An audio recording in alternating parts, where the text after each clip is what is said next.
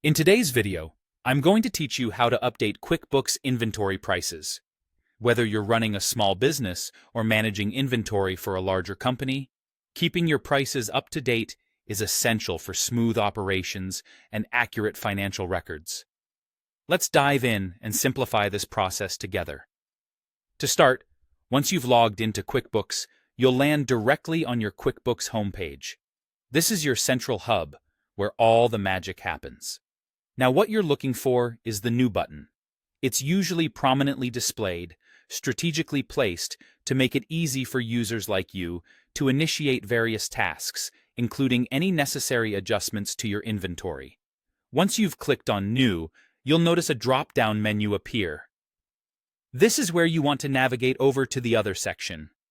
Under this category, you're going to find an option labeled Inventory Quantity Adjustment.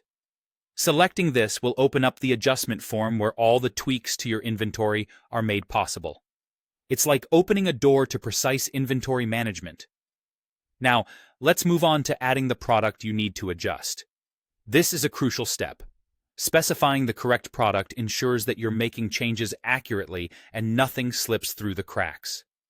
Start by locating the product in your inventory list, and once you've found it, give it a click.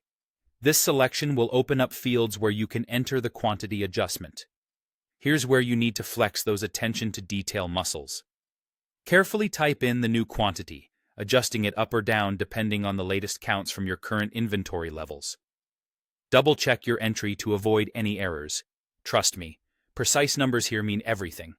It's wise to gut-check these figures against your physical inventory counts just to make sure QuickBooks matches what's actually sitting on your shelf. Once you're absolutely confident that everything is entered correctly, you'll want to finalize everything by hitting the Save and Close button.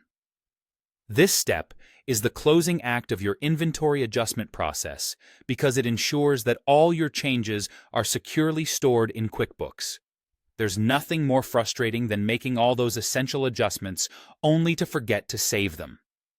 So be sure to double-check that you've clicked Save, which will confirm that your inventory records are fully up to date. And that's it.